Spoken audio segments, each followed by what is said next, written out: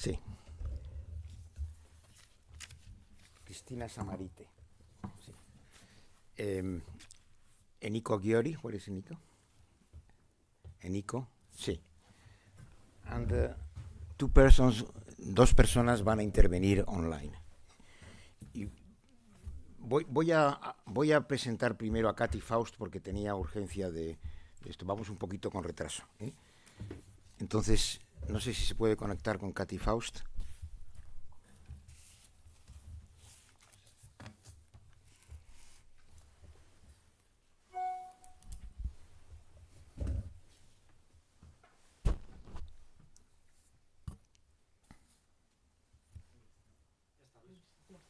Ya está. Can you hear me? Hello, Katy. It's so good that you could take part in our seminar.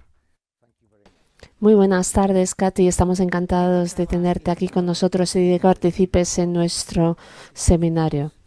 Es una organización sin fines de lucro y un movimiento internacional centrado en la defensa de los derechos de los niños. Su trabajo se orienta especialmente a promover lo que plantea como el derecho de todo niño a crecer con una madre y un padre, y a presentar el matrimonio y la familia como cuestiones de justicia para la infancia. Es una conferenciante internacional y participa activamente en el debate público, publicando y testificando con frecuencia sobre temas sociales y culturales, incluidos asuntos como las diferencias entre hombres y mujeres y la protección de los niños frente a la mercantilización. Además, ha colaborado en el diseño de la edición para adolescentes de Cana Box, Instituto Witherspoon, un programa que aborda el sexo, el género, el matrimonio y las relaciones desde una perspectiva de la ley natural. Sus artículos han aparecido en medios como Newsweek, USA Today, The Federalist, Public Discourse, World Magazine, The Daily Signal, Washington Examiner, American Mind and American Conservative. Forma parte del Consejo Asesor de la Alliance for Responsible Citizenship. Es autora, junto a Stacey Manning, del libro Criar niños conservadores en una ciudad despierta. Kathy, you have the floor. Thank you. Could you Can you go all hear ahead? me? Thank you. How's the audio? ¿Se me escucha bien? ¿Qué tal el audio? ¿Se escucha bien? Okay, good. How is that? Is that better? ¿Mejor así? Perfect. It's an absolute joy. It's an honor to be able to join you today. Es verdaderamente un honor estar aquí con ustedes en el Seminario Internacional, en este panel sobre la reconstrucción. Y estoy encantada de que se dedique tiempo y atención a este ámbito, especialmente en el contexto de la maternidad. Soy madre de 4 niños maravillosos. Bueno, yo tengo 4, pero debería haber tenido más porque las cosas mejoran a medida que ellos crecen. Y aunque sea un gran sacrificio al principio, cuando los niños son pequeños, existe una cosecha y una recompensa a largo plazo. Mi vida es tremendamente rica y, por supuesto, por el trabajo que estoy haciendo en el mundo, pero principalmente por la relación que yo tengo con mis hijos, con mis 4 hijos, 3 hijos biológicos y un hijo adoptado. Todos ellos son muy distintos los unos de los otros. Sus vidas están avanzando y tomando direcciones completamente distintas, pero la conexión que tenemos los unos con los otros, la manera en la que enriquece mi vida y la de mi marido, no es algo que nunca se puede obtener, no es algo que se puede obtener de una carrera profesional. Soy activista de niños y probablemente aquí hay académicos en esta reunión y quizás feministas, defensores de la importancia de la mujer. Y yo defiendo a los niños en nombre de los niños. Y cuando veo el coste de la fragmentación de la maternidad, de lo que estoy hablando aquí principalmente es cómo las tecnologías reproductivas, especialmente la maternidad subrogada, especialmente, han fragmentado literalmente la maternidad. Y si yo les pregunto, ¿quién es tu madre y cómo lo sabes? Cuando les hago esa pregunta me dan muchas respuestas distintas. Dicen cosas como, ella es la mujer que me crió. O dicen, bueno, yo tengo mi herencia italiana de mi madre. O me dicen, bueno, es la que me trajo al mundo. O me dicen, es quien me escucha cuando la que me escuchó cuando tuve mi primera ruptura sentimental a los 13 años, o responden, es aquella de la que he heredado estos ojos verdes, es quien me cuidó cuando era pequeña. Todos estos aspectos de la maternidad son importantes para los niños. Todos y cada uno de ellos, todas y cada una de esas características es lo que las mujeres les dan a las madres, les dan a los niños. Es decir, yo critico las tecnologías que desintegran a las madres en nombre del interés del adulto o del deseo del adulto. Hemos visto estos tres aspectos distintos rotos que merecen los niños. Cuando yo hablo de la maternidad subrogada,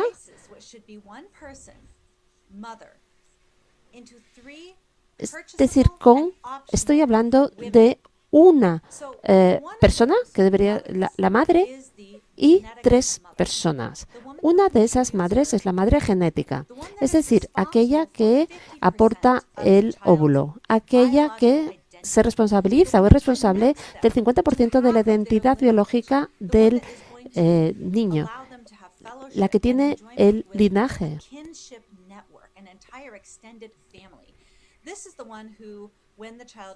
Esa es la madre que cuando el niño crece, se ve en el espejo, dice, me parezco a mi madre, o a lo mejor me parezco a mi abuelo o a mi abuela.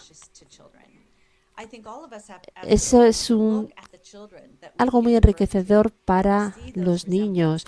Todos nosotros como adultos vemos a los hijos a los que hemos dado luz y vemos que se parecen a nosotros. Esa semejanza genética también resulta de importancia para los niños. La maternidad subrogada separa esa madre genética, hace que la madre pase a ser un bien de consumo.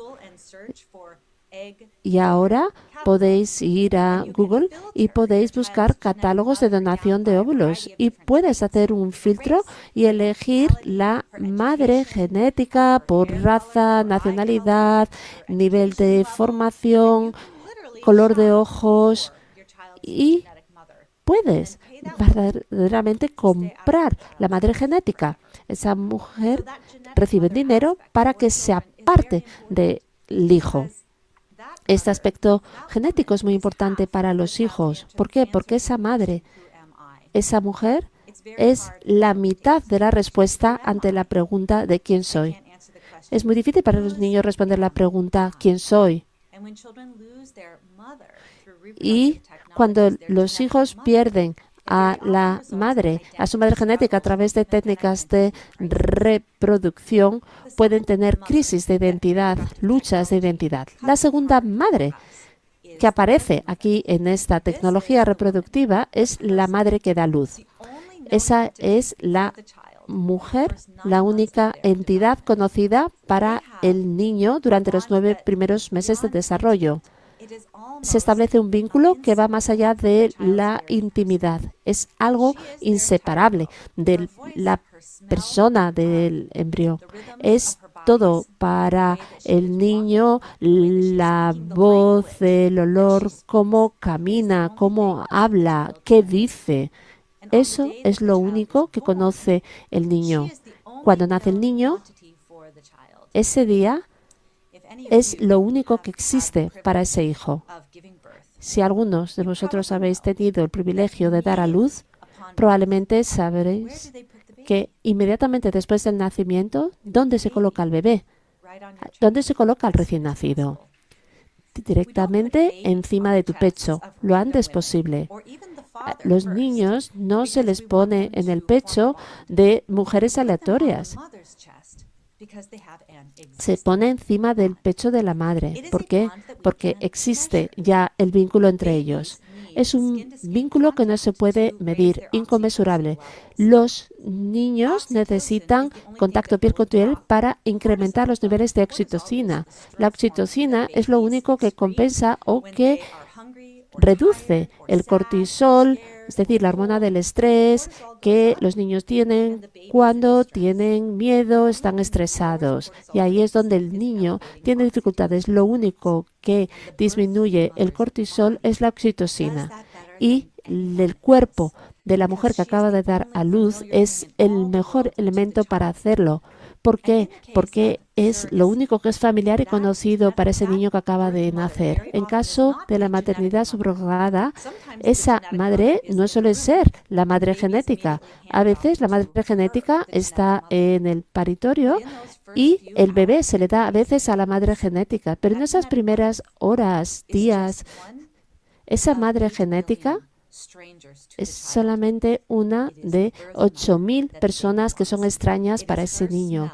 El niño quiere la madre que lo ha traído al mundo, su olor, la leche materna que huele exactamente igual que el líquido amniótico en el que ha estado el niño durante 9 meses. Esa es la mujer que le ofrece la seguridad que el niño necesita. Y por eso esa mujer es la que calma al niño. La madre que da luz al hijo es crítico en el futuro para el apego.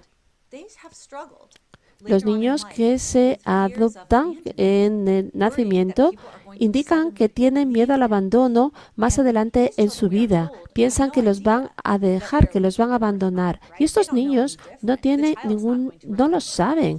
No saben que están perdiendo a la madre que los trajo al mundo, pero sí lo saben. Eso es un vínculo primario. Esa es la única relación que han tenido. Así que los niños también necesitan a la madre gestante. Tenemos una tercera madre, que es la madre social. Es la madre que da amor maternal diario. La interacción con los hijos, esa interacción que es completamente distinta de cualquier otro tipo de interacción o la que procede del padre.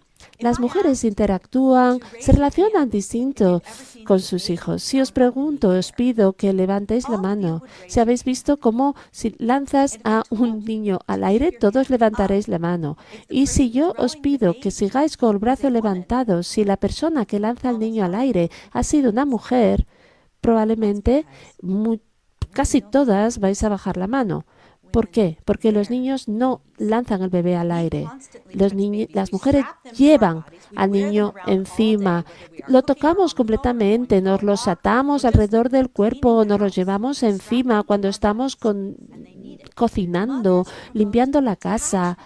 Las madres fomentan el apego durante la interacción. Y los padres fomentan la separación porque animan al niño a asumir riesgos, también a jugar y a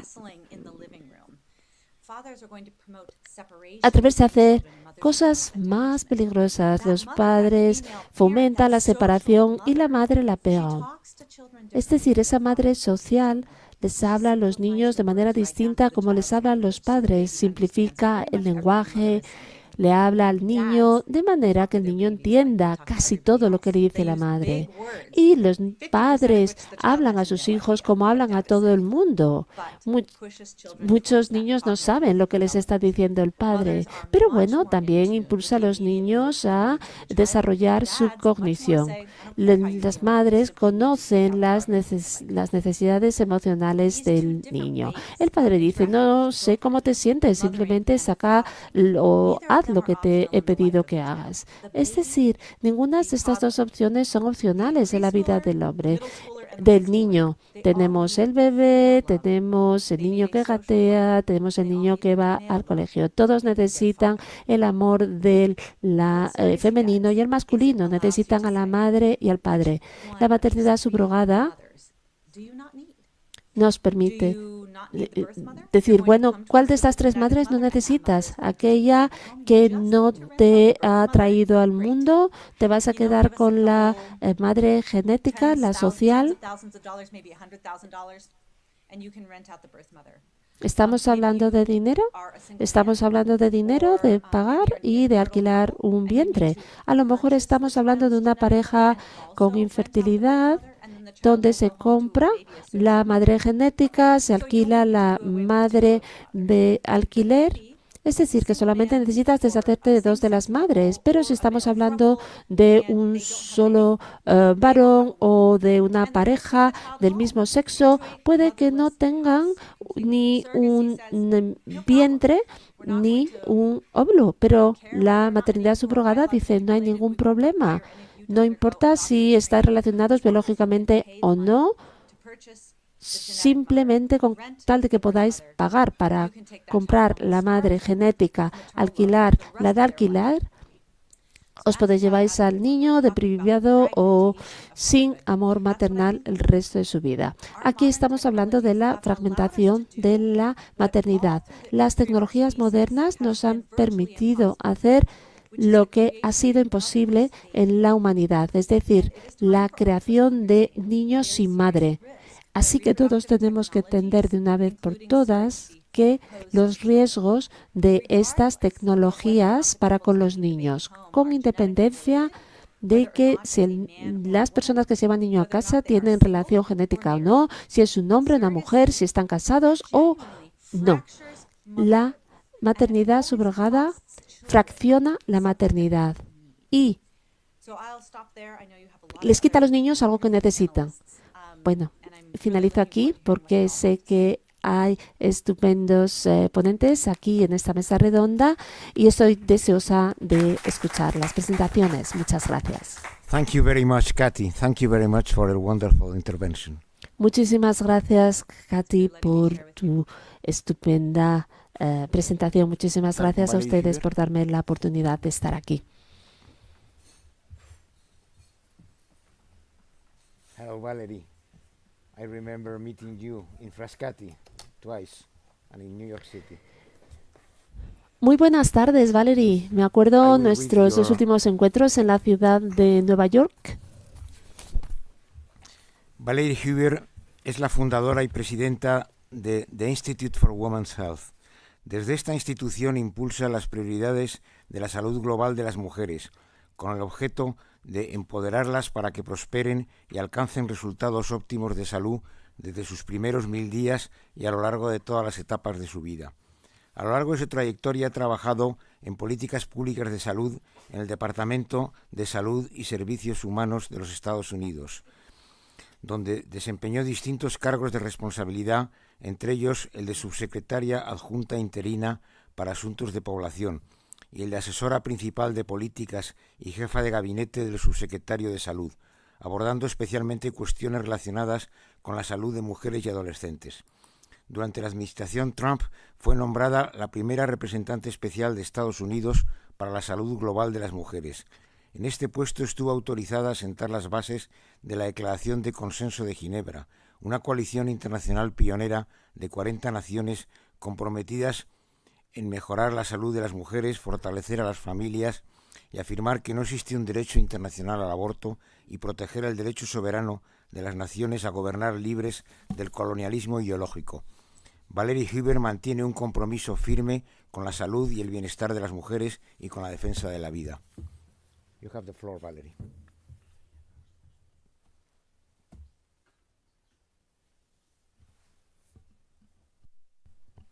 You have the floor, Valerie.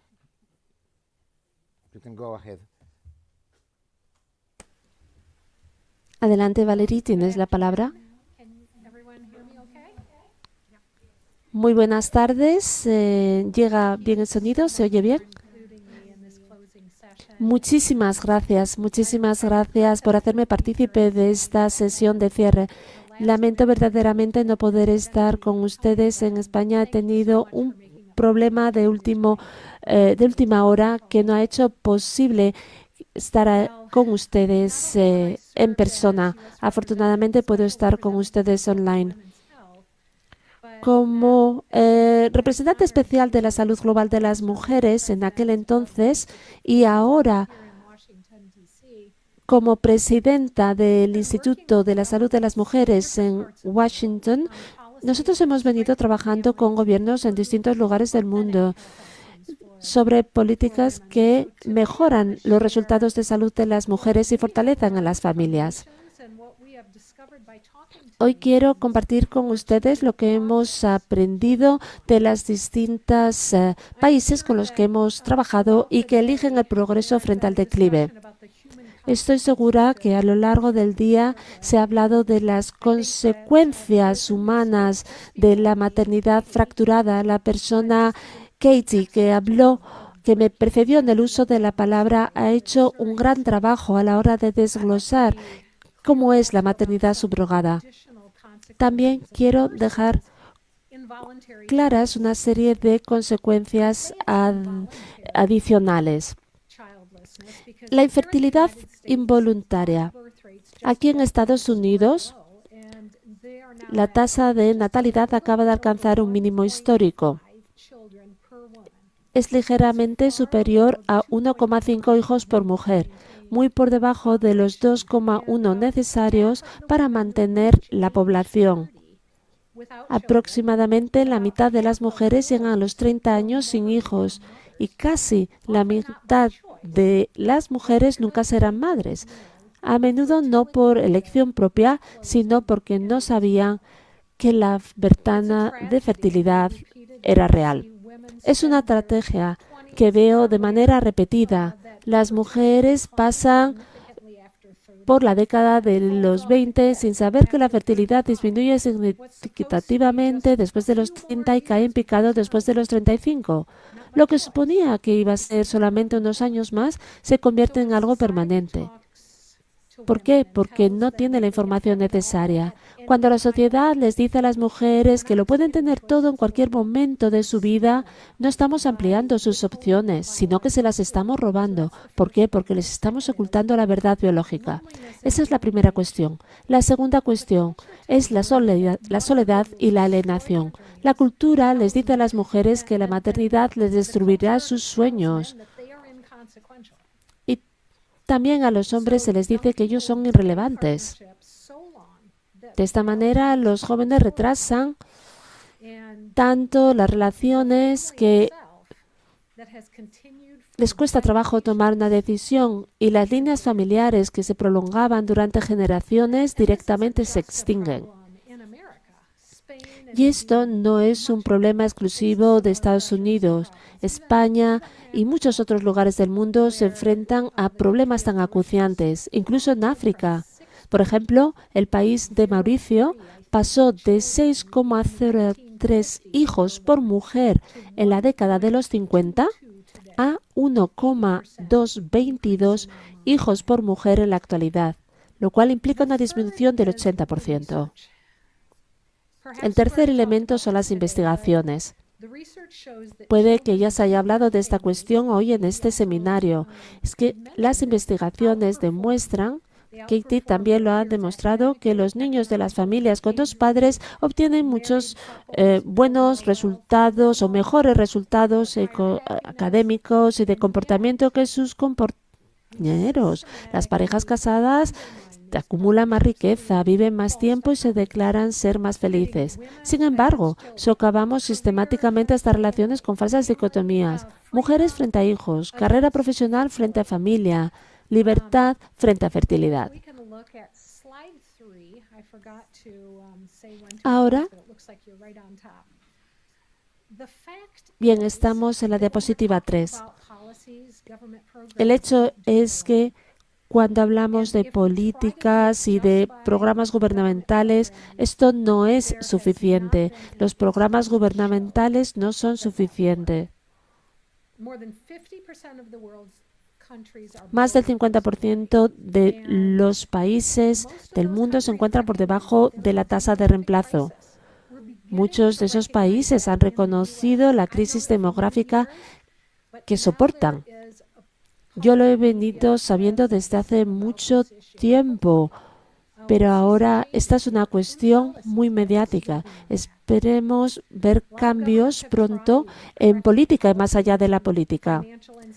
Y la mayoría de estos gobiernos han intentado aplicar políticas correctivas, tales como incentivos financieros, permisos parentales, subsidios para la vivienda, ayudas para el cuidado de los hijos, pero la mayor parte de ellos no han conseguido revertir la tendencia. ¿Por qué? Es así porque los programas gubernamentales por sí solos no pueden superar una cultura que devalúa a la familia. Cuando una sociedad le dice a los jóvenes que la paternidad es una carga, que los hijos limitan su potencial, que el matrimonio está pasado de moda, ningún incentivo económico puede competir con ese mensaje. No se puede sobornar a las personas para que formen familias que se les ha enseñado a temer o a rechazar. El cambio de mentalidad es algo que ha de acontecer en primer lugar, o por lo menos ha de acompañar a las políticas. Dar prioridad a la familia comienza en la cultura. Las políticas nacionales y locales pueden facilitar la elección de la familia, pero no pueden hacer que las personas deseen tener una familia. Eso requiere una transformación cultural. Hungría es una de las pocas países que están intentando conseguir ambas cuestiones. Y precisamente lo están haciendo de una forma simultánea, como decía. Lo han hecho con algunos niños, lo han hecho lo han hecho facilitando que tengan hijos, lo han hecho también trabajando para transformar esas vidas de esas mujeres para que puedan tener una carrera y también hijos. Y lo que es más importante, también creo que lo han transformado toda la sociedad y la forma en que se habla de la familia. Y han cambiado en Budapest, por ejemplo, la forma en que se presentan al resto de las sociedades, de los turistas también, porque una vez que estás en Budapest ves perfectamente que es un país kids friendly, family friendly, y creen en cambiar esa narrativa de cara al futuro también. Creen que es una inversión de futuro. Sabemos que las tasas de fertilidad han aumentado en un 30%, que los matrimonios se han duplicado, los divorcios han caído un 25%, los abortos se han reducido casi a la mitad. Y Hungría es uno de esos países que está intentando algo que solo 3 de las naciones mundiales ha conseguido desde 1950, y es recuperar una fecundidad por debajo del nivel de reemplazo, que se encontraba por debajo del nivel de reemplazo. Y a pesar de que aún hay muchos retos en Hungría y que hay muchos planteamientos que no se trasladan directamente a otros contextos, estoy de acuerdo en que han encontrado algo fundamental, algo que necesitamos comprender, y es la valoración cultural de la familia y de esas políticas prácticas que hacen que se puedan formar esas familias. Y ahora vamos a verlo un poco más desde un enfoque práctico.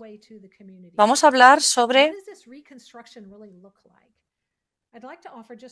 cómo podemos hacer todas estas medidas útiles a diferentes niveles.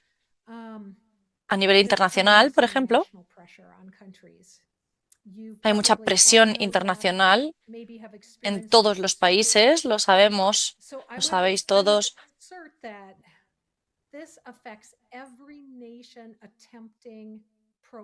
Y esto afecta a cada nación que intente implementar políticas pro familia. Y hace 5 años, 6 países crearon la Declaración de Consenso de Ginebra, comprometiéndose a promover una salud óptima para las mujeres, fortalecer las familias, reafirmar que no existe un derecho internacional al aborto y proteger la soberanía nacional. Y hay 40 países que representan a 2.500 personas.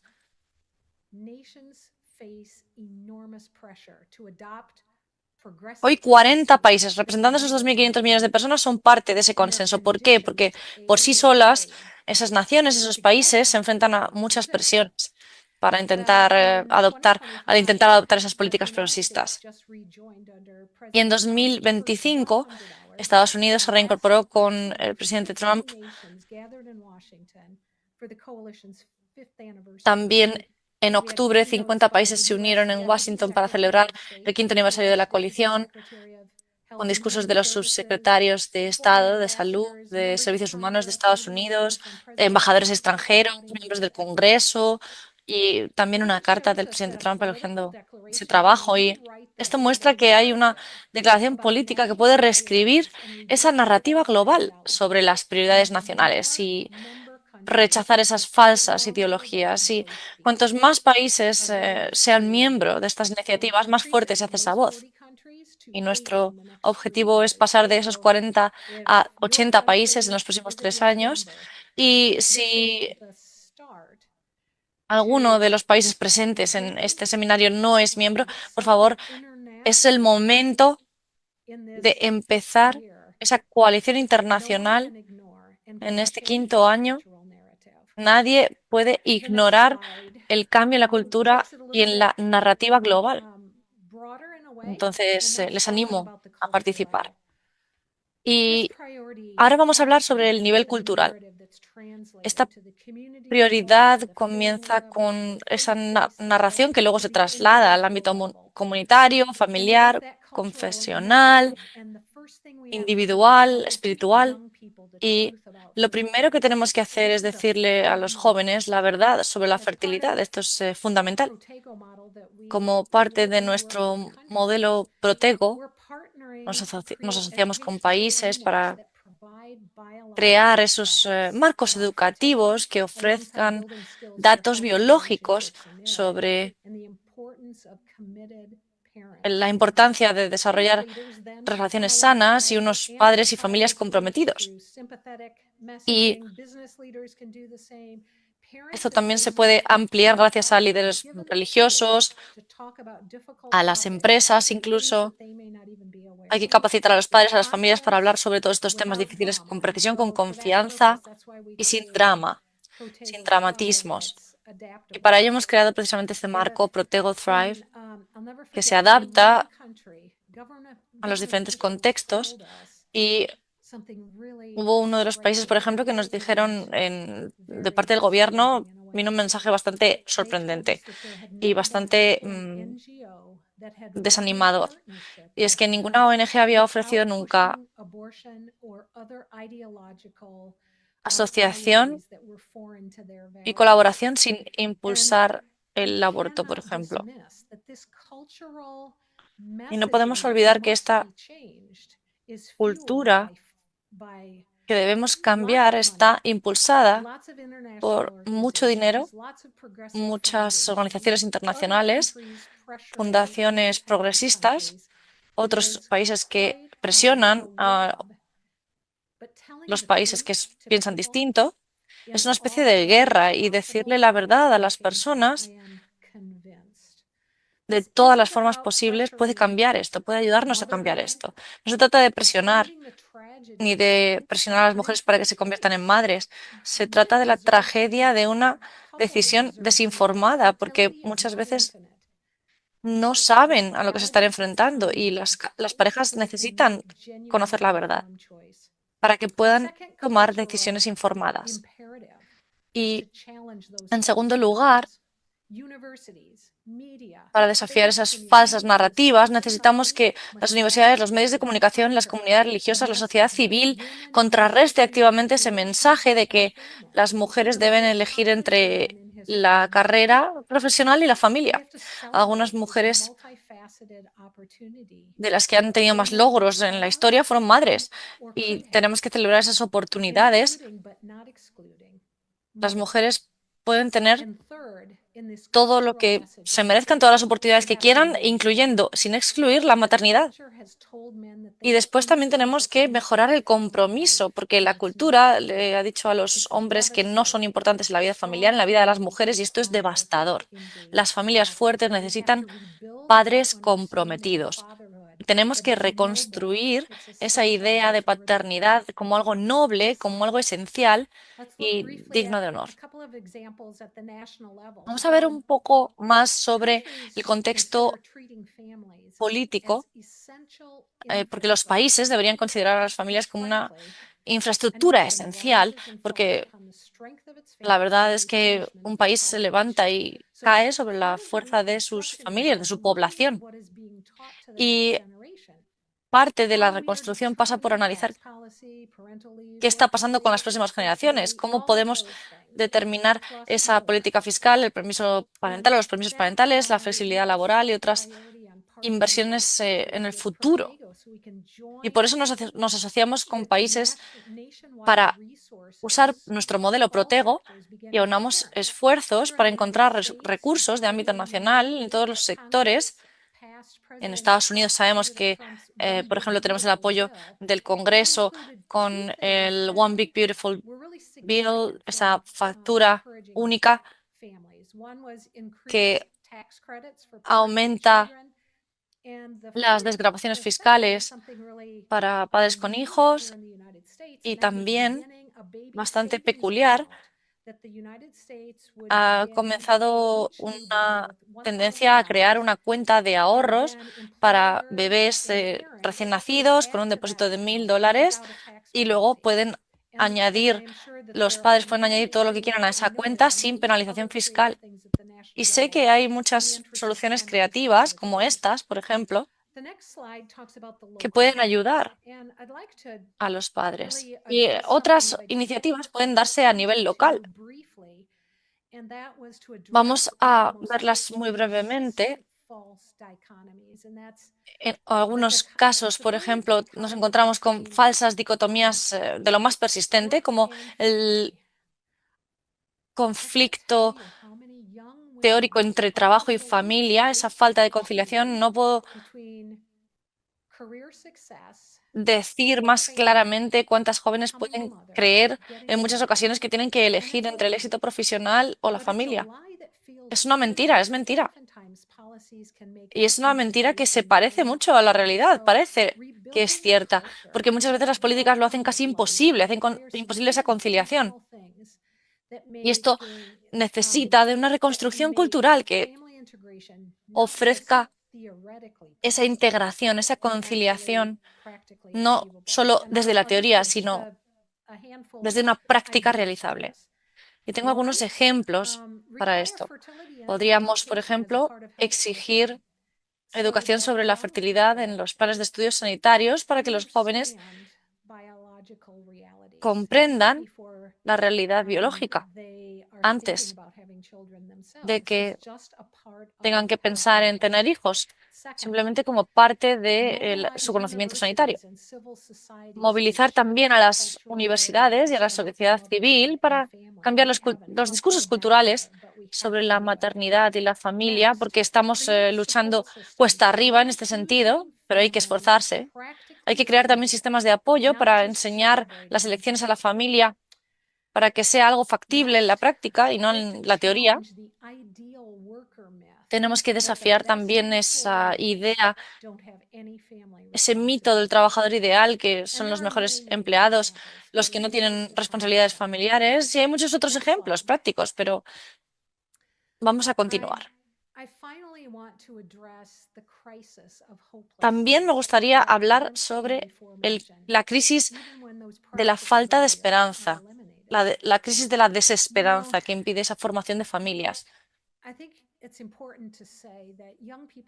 Es importante decir que los jóvenes están hambrientos de sentido, de propósito, de relaciones auténticas. Están descubriendo que la autonomía radical conduce muchas veces a la soledad y debemos ofrecerles algo mejor, una visión en la que la libertad incluya también la libertad de formar familias y de construir legados que perduren en el tiempo. También muchos jóvenes dudan de que traer hijos al mundo sea la opción más responsable. Tenemos que restaurar la esperanza y esto requiere una intencionalidad que incluye ciertos factores y ciertas cuestiones que debemos tener en cuenta. En primer lugar, por ejemplo, necesitamos un marco honesto, pero esperanzador, y reconocer los retos reales y rechazar la desesperación que se impone, porque cada generación se ha enfrentado a su propio conjunto de amenazas existenciales. Y la generación actual no es diferente en ese sentido. Tenemos que reinstaurar la esperanza. Tenemos que demostrar el compromiso de la sociedad. Cuando los gobiernos invierten en políticas, muestran en políticas a favor de la familia, muestran confianza en el futuro. A veces incluso más que las propias políticas. Tenemos que celebrar la generatividad, cambiar las prioridades hacia el establecimiento y la construcción de la próxima generación. Tener hijos es un acto increíble de esperanza. En ese sentido, tenemos que proporcionar un propósito más allá también de uno mismo, porque todos los que somos padres sabemos que la paternidad y la maternidad ofrecen un profundo significado, criar a esa próxima generación, transmitir esos valores, y tenemos que contrarrestar las narrativas apocalípticas de que los niños no son una carga. Los niños no son una carga, puede ser difícil, pero son la razón por la que resolvemos los retos que nos surgen en la vida. Y cuando reconstruimos una cultura que acoge la vida y que devuelve la esperanza y que fomenta el altruismo, tenemos que ser capaces de ver que están interconectados, que por separado no significan nada. La celebración cultural no significa nada si alcanzar el éxito profesional exige abandonar a los hijos.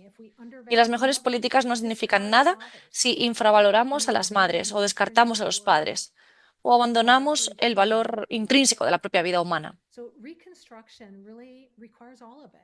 La reconstrucción requiere todo esto y más, requiere valentía, porque construir una cultura de vida en una época de muerte es una labor contracultural, pero esto es lo que he aprendido. Cuando las naciones, cuando los países se comprometen con este trabajo, el cambio puede producirse. No de la noche a la mañana, no es fácil, pero puede ocurrir. El colapso demográfico no es inevitable, pero es verdad que requiere mucho más que buenas intenciones. Requiere una transformación integral, requiere cambios culturales, prácticos, nacionales, locales, institucionales, individuales y que todos trabajemos juntos. La cuestión es si podemos. La cuestión no es si podemos hacerlo, la cuestión es si vamos a hacerlo. Y debemos elegir rápido, porque la biología no espera a la política. 40 países han decidido ya permanecer unidas en esa declaración del consenso de Ginebra y más se unirán a nosotros. Los jóvenes tienen hambre de una visión mejor. Y yo creo de verdad que en España, en esa conferencia, en estas conversaciones y en conversaciones que están teniendo lugar en todo el mundo, la pregunta para todos, para cada institución, para cada comunidad y para cada individuo es la siguiente: ¿cómo vas a participar en esta reconstrucción? El Instituto para la Salud de la Mujer está dispuesto a colaborar con cualquier país o con cualquier líder que esté comprometido en este sentido, porque en última instancia no se trata de invertir las tendencias demográficas o de aplicar o implementar las mejores políticas. Se trata de si nuestra civilización va a florecer o a desvanecerse. Se trata de saber si la próxima generación heredará una cultura que les acoja, que les apoye y que les dé motivos para creer, para tener esperanza. La decisión es nuestra y el momento es ahora. Este seminario es un ejemplo de ello. Gracias. Gracias a todos.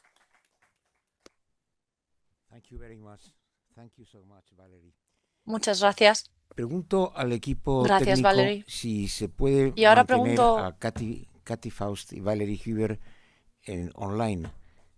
¿Es posible? Vale. Pues pasamos a continuación a las demás personas que van a intervenir. Cristina Samarite Sakaviciene es la viceministra de Justicia de Lituania, bajo la ministra Rita Tamašunienė, con una cartera centrada en derecho civil, procesal y administrativo, así como en mediación, política forense y el desarrollo del sistema legal nacional de Lituania. Su trayectoria combina experiencia parlamentaria, administrativa y de gestión institucional. En 2006 fue asesora del Comité de Asuntos de Salud del Parlamento lituano, Seimas, y posteriormente trabajó como asesora en la oficina del SEIMAS en 2 etapas, 2006-2007 y 2017-2025. Entre 2007 y 2017 ejerció como inspectora de buenas prácticas clínicas en el Servicio Estatal de Control de los Medicamentos, dependiente del Ministerio de Salud. En el ámbito académico institucional fue directora del Instituto de Ética y Derecho Biomédico entre 2013 y 2016, y más tarde dirigió el Instituto de la Sociedad Libre, Free Society Institute, entre 2016 y 2020. Además, ha formado parte del Consejo de Administración de una organización de defensa que promueve valores arraigados en la doctrina social católica. En 2025 participó como ponente en el Justice Leaders Forum de la OCDE, celebrado en Madrid. You have the floor. Thank you, Luis, for introduction. I wanted to ask, could you Gracias, please my Luis, por esta slides on? maravillosa introducción, esta Put maravillosa my presentación. Y no sé si podemos tener las diapositivas en pantalla.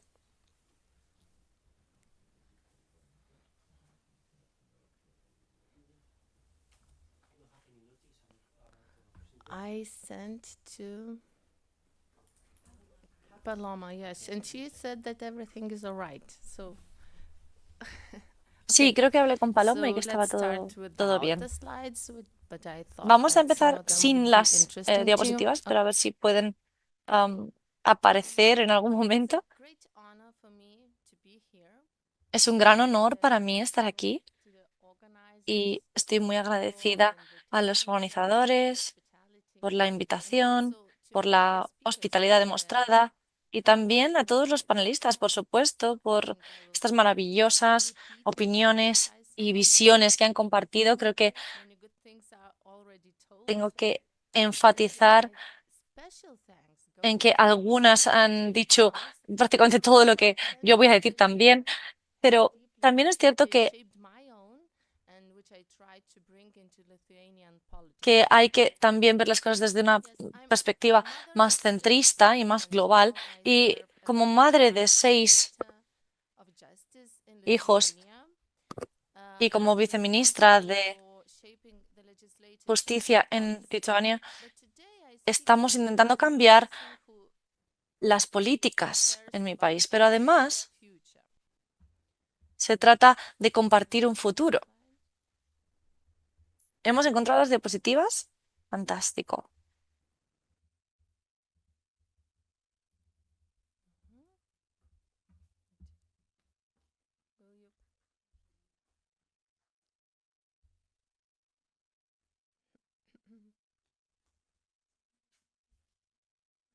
Oh, okay. Thank you. It looks like Lithuania is competing for a Fantástico, gracias. world record Parece como demographic si rise. Lituania Yes. compitiera con alguien en el mundo para ver quién es el primero en perder la natalidad. Y And, only hemos 70,000 llegado staff children were born a last year. 17.500 It was nacimientos el año pasado, and according to récord a la baja. estimates, total Y fertility de acuerdo con rate las in estimaciones, 2025 was la 1.0. fertilidad total era de There are many 1.0. explanations for why we are becoming a world of Hay one-child muchas families. cuestiones que hacen Our preguntarnos neighbors in Latvia, por qué estamos en esta situación. very interesting study. Nuestros vecinos, por ejemplo, en Letonia, Asked realizaron un estudio muy interesante the very same questions about life y priorities preguntaron in a 2010, estudiantes de universidad then again sobre sus in prioridades en 2004 y en The 2022. results were striking. In Y los resultados 2004, son muy having claros. children En 2004, was among the los life niños, tener niños y priorities la familia estaban entre sus 3 primeras prioridades. They had Y después fallen de to 22nd place. este periodo, Well, ha caído hasta el número 22. that Todos families and vemos children are not the life que la aspiration of familia y the los young niños no people. son la inspiración o la aspiración vital de los jóvenes. issue of Ya no lo es. demography comes Y down to a el question. problema de la What do we demografía nos lleva a una pregunta también. ¿Qué consideramos una vida con sentido? Y para responder a esto, tenemos que mirar a la perspectiva de qué pasa cuando escogemos un camino totalmente distinto. Como economista y madre de 8, Catherine Pakaluk también realizó un estudio en el que investigaba por qué algunas mujeres escogen tener muchos hijos, incluso aunque tengan buenas oportunidades de trabajo.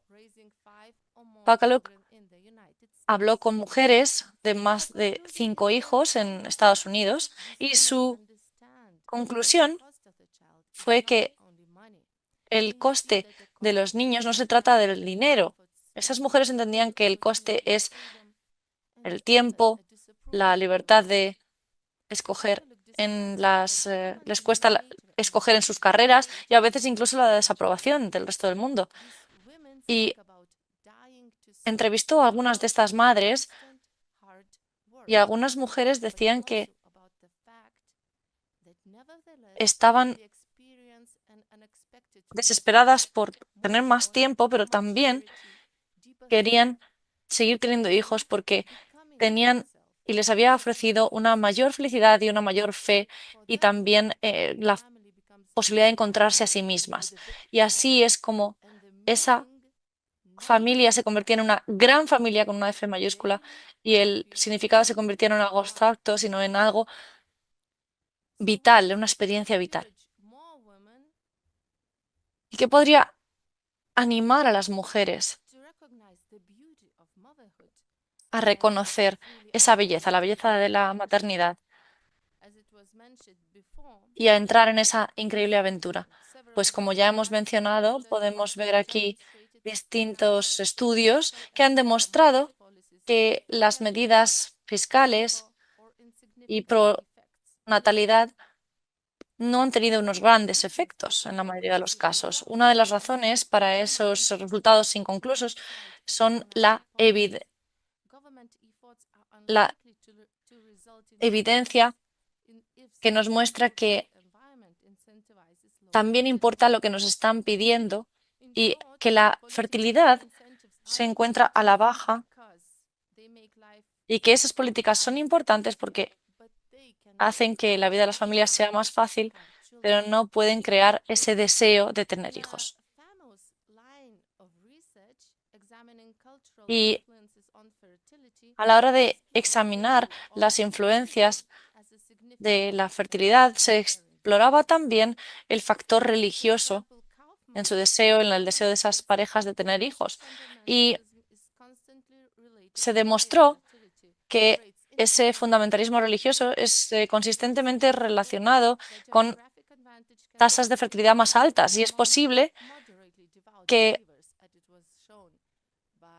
esto ocurre también en creyentes que son moderados, digamos. Y no es una sorpresa que todas las madres o casi todas las madres de más de 5 hijos crean esto, a pesar de que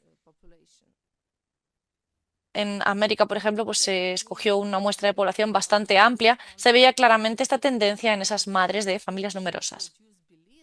Y es que no hay que imponer las creencias religiosas, obviamente, sino que hay que intentar implementar ese sentimiento de propósito como una precondición para el valor demográfico, para la valentía demográfica, porque nada puede declinar la balanza, solo el amor que sale de nosotros mismos, de nuestra pareja, de Dios y de los hijos que tenemos. Ese amor es lo que nos mueve. No, las políticas solo pueden cambiar las condiciones en las que lo hacemos, pero no pueden cambiar ese deseo o esa generación de esa necesidad en nosotros, ese sentimiento, ese sentido. Y en este punto me gustaría mostrar también una valoración centrada en los marcos para renovar esa esperanza.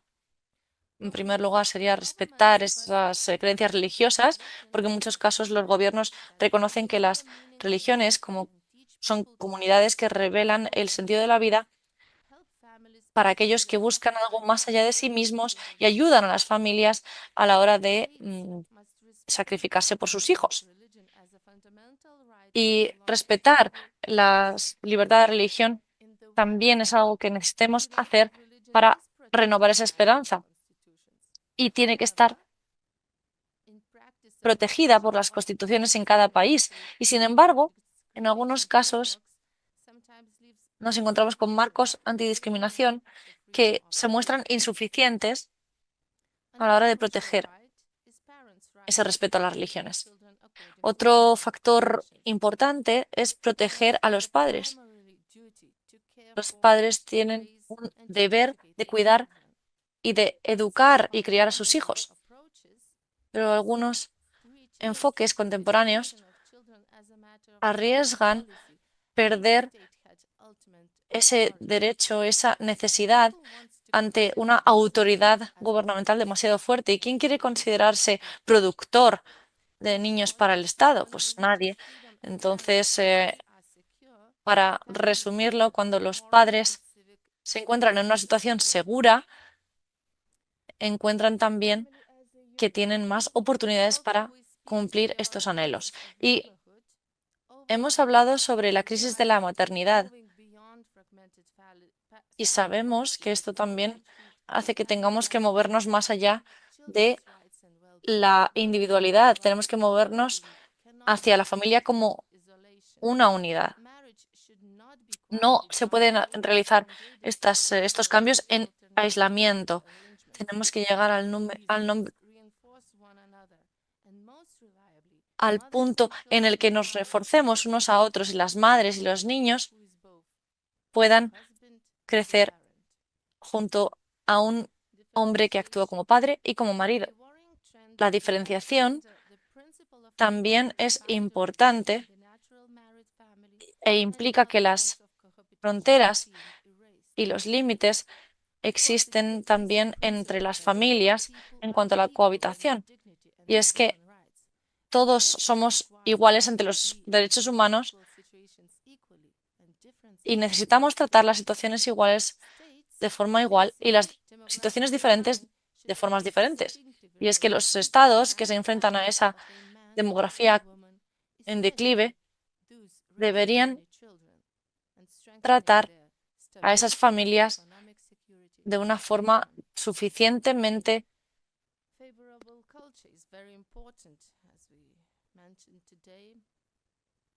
con un suficiente apoyo, para poder garantizarles esas condiciones. Después tenemos las políticas, tenemos los proyectos, tenemos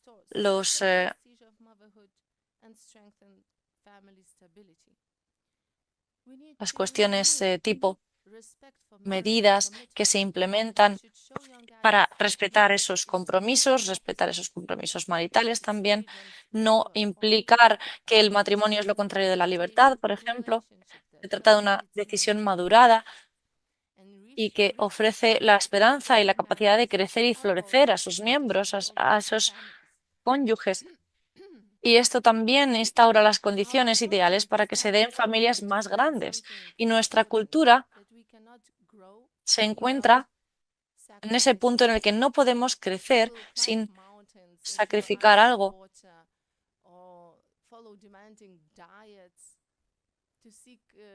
La gente sigue dietas terribles, escala montañas heladas para encontrarse a sí mismos y, sin embargo, la maternidad es la experiencia más transformadora y más llena de significado, llena de fuerza, de amor. Es un don y deberíamos ofrecer a esas madres ese honor, un honor mucho mayor que el que, por ejemplo, se llevan a veces los gobernadores, los creadores de políticas, los legisladores o los académicos. Y deberíamos también ofrecer esa posibilidad a esas madres que quieren serlo, de hacerlo con garantías. Y estos cambios culturales deben realizarse desde la sensibilidad y desde la buena intención, que no se deje llevar por la propaganda y que nunca cruce esa línea en la que la democracia se convierte en el pretexto para decirle a una familia que es solo de dos, a una mujer en un instrumento y al niño en un producto. Y hay que decir también no a las iniciativas que destruyan ese significado. Necesitamos pensar en el mensaje que estamos mandando, que estamos ofreciendo. En mi propio país ha pasado muchas veces en los estados occidentales, nos sentimos presionados para aceptar que en las familias no existen esas diferencias sexuales, que esos papeles están mal, el de madre, padre, hombre, mujer, y se dice que únicamente se trata de los deseos de esos adultos y no entran los niños en la ecuación, no se habla de esos niños.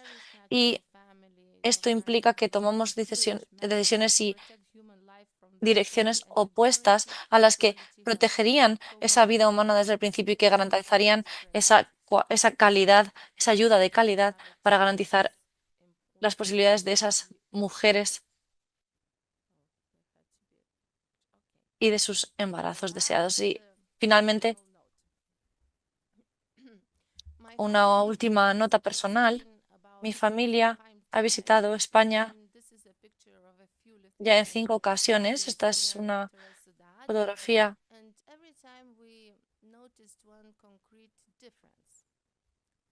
en la que pueden verse algunas diferencias.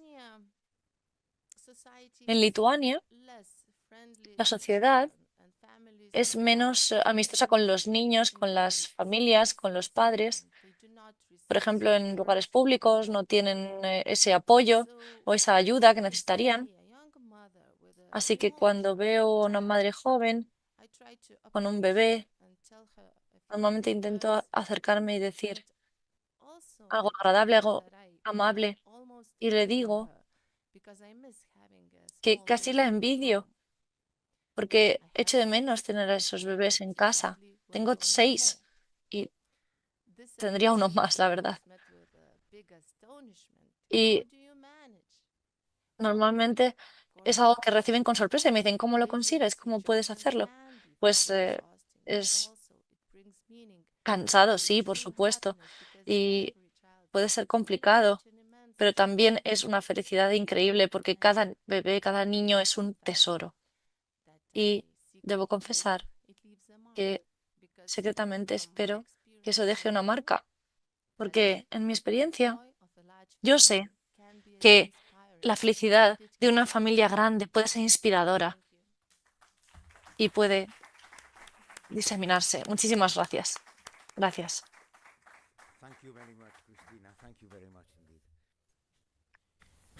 Gracias, Emiko Cristina. Giori Muchísimas es gracias. doctora en Relaciones Internacionales, con especialidad en Asuntos Y ahora Europeos por la pasamos Universidad de con Economía de Eniko Budapest. Giori, Ha diputada. desarrollado su labor académica Y, como investigadora en el Departamento de Estudios Europeos de la Universidad Nacional de Administración Pública. Cuenta con una amplia trayectoria en diplomacia y política europea. Fue embajadora de Hungría en Italia del año 1999 al 2003 y más tarde embajadora de Hungría en Madrid del 2014 al 2019. Yo la recuerdo de esa época y fue una embajadora excepcional.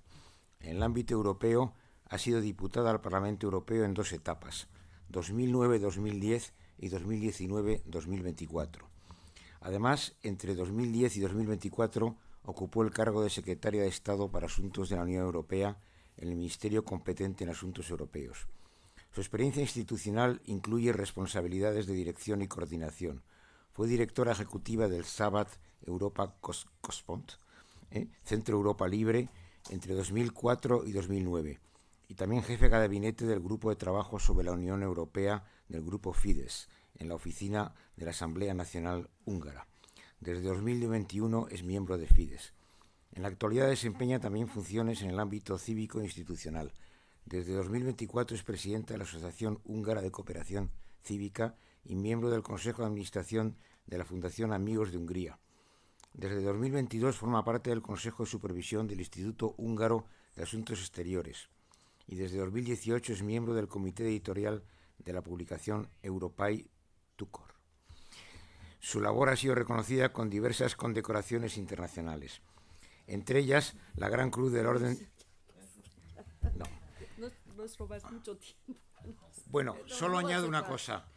Los húngaros son seres superdotados, hablan todos los idiomas y Eniko va a hablarles en español. Muchísimas gracias, Luis. Y disculpa por haberte interrumpido, pero creo que es que como soy la última que va a hacer una intervención, de veras no quería Apologies robarles a for having ustedes más interrupted tiempo a you, esta hora. Luis. Muchas The last gracias speaker, and a I las don't dos actually want señoras to que han steal hecho more of your la time. I intervención would like to thank the two previous speakers desde su despacho, for desde their su casa. Un placer. outstanding Muchas gracias también a presentations. las palabras muy Thank you emocionantes de la very viceministra. much to the emotional Y words of les the digo que como Deputy yo ahora Minister. eurodiputada vengo de And- un entorno muy contra las familias, esto hay que decirlo. Allí hablar de familia no es una cosa natural y no se puede ir por un informe, por ejemplo, que cómo se podrían mejorar las condiciones de vida en Europa. Esto es un tema que no funciona, no pasa. Lo que yo quisiera presentar a ustedes y en formato telegráfico, porque de telegrama, ¿no? Porque de veras no nos queda mucho tiempo. ¿Cómo es aquel experimento que nosotros llevamos en Hungría desde hace ya 16 años? Muchas gracias a Valerie por haber mencionado que sí que nosotros de veras, tanto en nuestras políticas, culturalmente y también económicamente ponemos el foco de las familias en el foco de nuestras políticas, porque la crisis de la maternidad no es principalmente una cuestión biológica, sino una combinación de condiciones de vida, de riesgos percibidos, decisiones vitales y culturales, como varios de aquí lo han dicho. Pues, ¿cuál es el foco, el objetivo nuestro? Nunca fue hacer un milagro demográfico, sin mejorar las condiciones reales para las decisiones de tener hijos. Lo que sí que miramos, tenemos un instituto que se dedica a estas investigaciones, que los jóvenes en general sí que quieren tener hijos, al menos 2. Cuando les preguntan, los jóvenes en sus años 20, 30, sí que quieren tenerlos. Y por alguna razón, estos hijos, una parte de estos hijos deseados no nacen.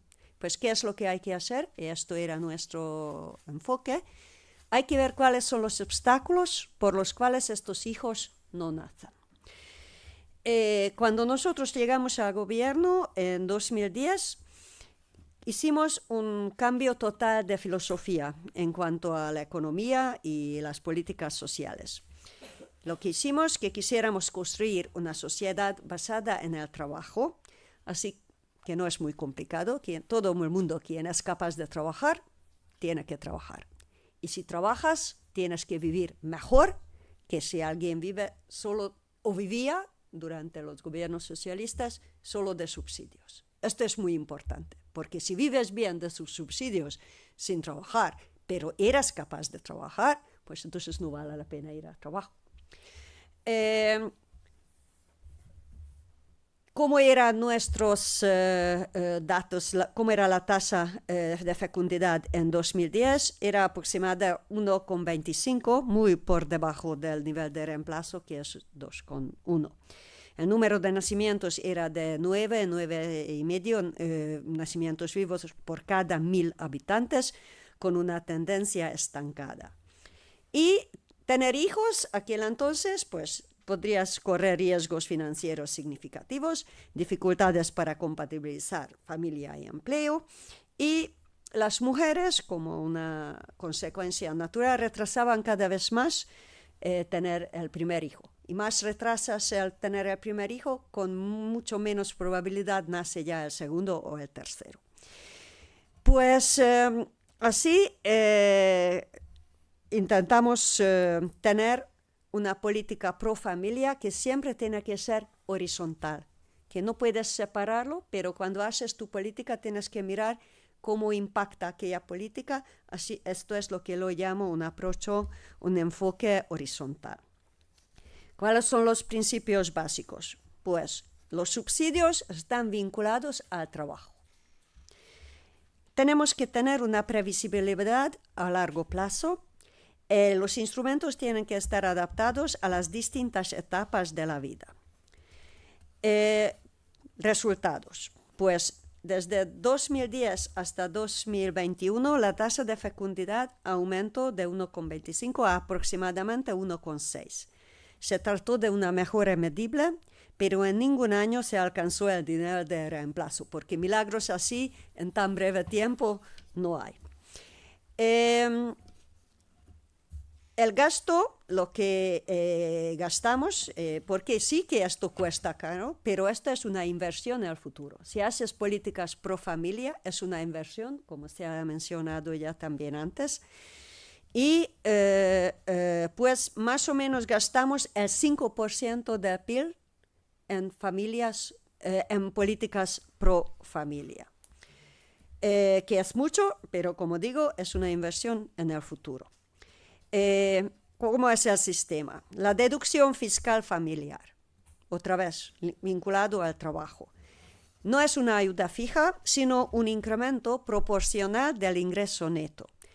La deducción mensual aproximadamente por un hijo es 25 euros, por tener dos ya 50 euros por hijo, tercero o más 82 euros por hijo. Con 3 hijos el impuesto sobre la renta puede reducirse al 0, el excedente se aplica a las cotizaciones sociales. Extensiones de impuestos sobre la renta ahora es una medida que acabamos de introducir. Madres con 4 o más hijos tienen exención total para toda su vida. Desde 2023, madres menores de 30 años ya no van a pagar estos impuestos. Desde 2025, madres con 3 hijos tampoco lo pagan. Y desde este enero pasado, de 26, madres con 2 hijos menores de 40 años no lo pagan. Y estas madres con 2 hijos tampoco van a pagar los mayores, pero estamos introduciéndolo con gradualidad porque, bueno, todo tiene consecuencias presupuestarias. ¿Cómo conciliar la vida profesional y tener hijos? Pues tenemos varios subsidios para las madres jóvenes con bebés. Ellas reciben su salario 100% al inicio, los primeros 6 meses. Después, hasta que el niño cumpla 2 años, recibe también una parte del salario y puede también ya ir a trabajar y al mismo tiempo cobrar este subsidio. Esto es un incentivo que las madres combinan el trabajo y el cuidado de los niños. Era una novedad que lo que introdujimos, que el subsidio lo puedan recibir también los abuelos. Si la madre decide regresar al trabajo, el abuelo o la abuela puede quedarse en casa y recibir este mismo subsidio. Otro tema muy importante en Hungría, pero creo que por todas partes, incluso España, es la vivienda y la infraestructura institucional. Pues las ayudas a la vivienda constituyen un pilar específico. Desde 2024 ya desde 2012 tenemos programas, pero la última novedad, porque aquí damos un préstamo muy importante a las parejas quienes se comprometen de tener 1, 2 o 3 hijos, y los que tienen 3 hijos y de veras los tienen, entonces una parte significante ya ni tienen que ir a pagar. Es un incentivo muy importante. Y la última medida que acabamos de introducir es un préstamo al 3% de interés fijo para la primera vivienda sin determinar la edad de la persona quien lo recibe. Y al mismo tiempo duplicamos el número de plazas en las guarderías infantiles. Esto es una ayuda muy importante para las familias. Costes energéticos, sí hay una intervención estatal así, pero como medimos, es muy importante que para las familias estos gastos no sean algo que no pueden cubrir. Así que hay un subsidio para bajar los costes energéticos. Otro tema, porque aquí se habló bastante de la parte de mentalidad-cultura. Esta es, yo creo, que la cosa más importante y más difícil, porque aquí el Estado no puede forzar cosas, porque si lo haces puede ser muy contraproducente. Lo que sí que hicimos nosotros en Hungría, hicimos una nueva constitución. Éramos el último país del ex bloque soviético que era incapaz de adoptar una nueva constitución en su totalidad. Modificamos unas pequeñas partes, pero en 2012 sí que lo alcanzamos, donde pusimos que cosas muy revolucionarias como un matrimonio es entre hombre y mujer. Y hoy en día esto es algo no es muy habitual. Te critican, sobre todo desde Bruselas, y añadimos un poco más tarde que el padre es un hombre y la madre es una mujer. Otra revolución, algo que, bueno, yo pienso que es naturaleza lo que dice biología, pero con la filosofía del género, y vivimos lamentablemente en esta cultura en Europa hoy en día, esto es algo revolucionario. Además, adoptamos una ley diciendo que la educación, como la viceministra ha mencionado, es el derecho y es la responsabilidad de los padres. Nadie más puede determinar y tener una palabra en cuanto a la educación de los hijos, y a los coles no puede entrar cualquier organización, porque este tema tiene que quedarse en las manos de los papás. Bueno, tuvimos tendencias muy positivas hasta COVID, y desde COVID tengo que admitir que no es todo un milagro. Tenemos tendencias ahora que están empeorando. Estamos mirando cuáles son los problemas. Yo creo que el COVID sí que tuvo un importante impacto. Además, vivimos en la vecindad de la guerra. Bueno, en Lituania ellos lo vivían aún más que nosotros, pero estamos en la vecindad de la Ucrania, y creo que porque una familia, una persona, una pareja tiene que vivir y sentirse seguro. Y hoy en día yo creo que con esto también impacta. Estamos examinando estas razones. Yo creo que culturalmente aún, mientras creamos un entorno pro familia, y es verdad, si alguien aterriza en Budapest, va a carteles enseguida que este es un país de familias, y les damos bienvenidas a todos nuestros huéspedes, pero no se cambia de un momento al otro. ¿Cuáles son mis conclusiones? Porque yo creo que yo no voy a abusar de su tiempo.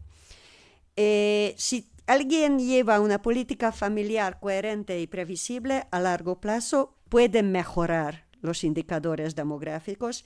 Sin embargo, por sí sola no es capaz de revertir las tendencias culturales y demográficas estructurales más profundas de un día al otro. Y el Estado sí que tiene una responsabilidad clara de apoyar activamente la maternidad y la paternidad, porque esto también es importante, y de hacerlo en el mayor número posible de ámbitos, desde la política fiscal, pasando por la vivienda y el empleo, hasta los sistemas de cuidado y servicios. La política familiar no es una cuestión sectoral limitada, sino, como ya he dicho, una tarea horizontal. Es una señal de advertencia que el panorama demográfico y cultural de Europa esté deteriorándose, y que ningún Estado miembro pueda por sí solo dar respuesta a las complejas crisis que afectan al Occidente. Al mismo tiempo, los distintos países pueden ofrecer buenos ejemplos y soluciones funcionales, y yo creo que sería importante de aprender de las buenas prácticas que funcionan en unos países. Las respuestas a los desafíos demográficos no deben centrarse en la inmigración. Esta es una respuesta muy clara que mi país ha siempre acentuado. Sino hay que ir por el apoyo a las familias y mediante la creación de un entorno social seguro, previsible y económicamente sostenible, que tener familia, tener hijos, no puede significar el deterioro del nivel de vida de aquella familia. Esto es muy importante. Y que tener hijos no puede representar un riesgo, sino una opción de vida real y respaldada. Se puede discutir que lo que hemos alcanzado nosotros es mucho o poco.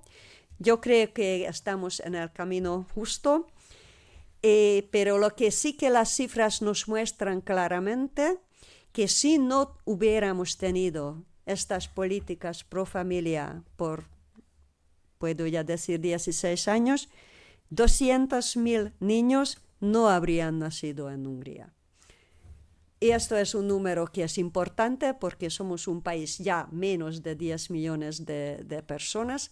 Así que nuestro compromiso con este tipo de políticas se ha quedado porque sí es la mejor inversión en el futuro de un país. Muchas gracias.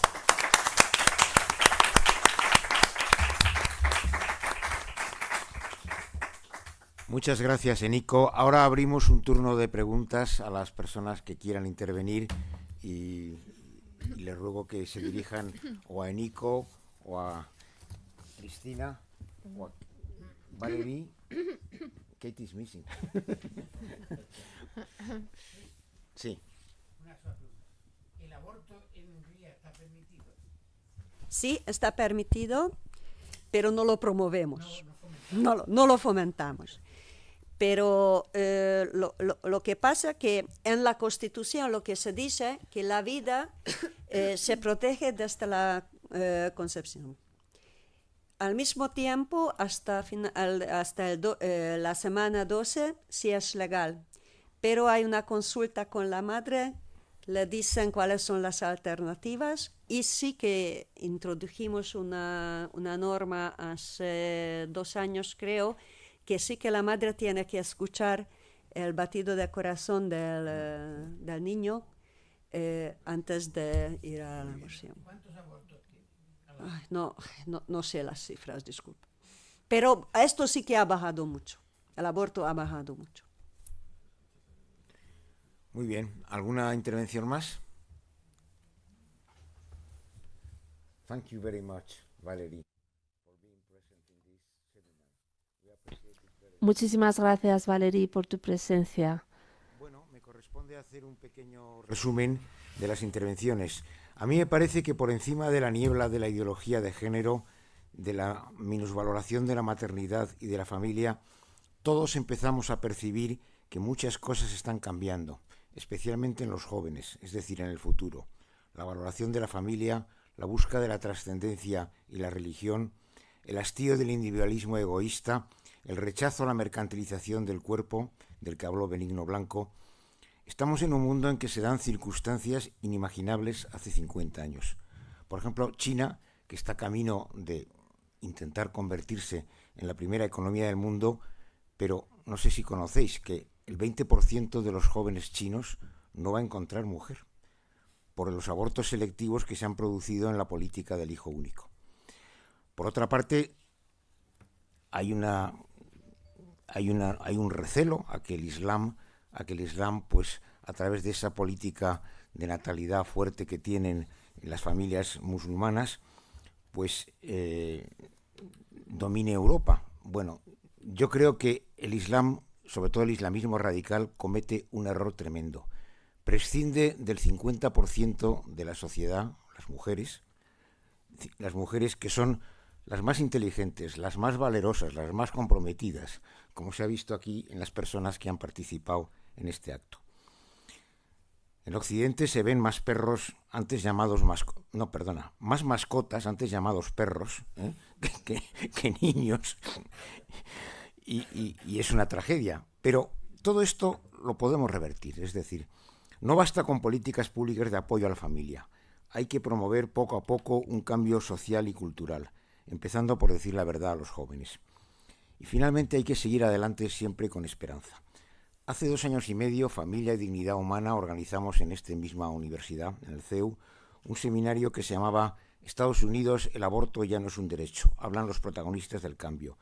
Trajimos presencialmente o también online personas, juristas, políticos, gente de los medios de comunicación. Y a mí lo que se me quedó como base fundamental de ese seminario, después de una batalla de 50 años que tuvieron que dar, es never give up, nunca te rindas, nunca te rindas. Y eso es plenamente válido para la defensa y el reconocimiento de la maternidad y la familia. Muchas gracias a todos. Se levanta la sesión. ¿Me permites una frase? Claro. Porque yo salí como embajadora, terminé mi mandato como embajadora aquí en 2019 y pues si regreso ahora, ¿sabes cuál es la diferencia mayor que yo veo ahora con esta diferencia de 6 años? Hay mucho más guarderías de mascotas, el número de guarderías de mascotas que yo casi no veía de estas cosas allí por las calles de Madrid. Pero el número de guarderías de niños no veo que haya crecido.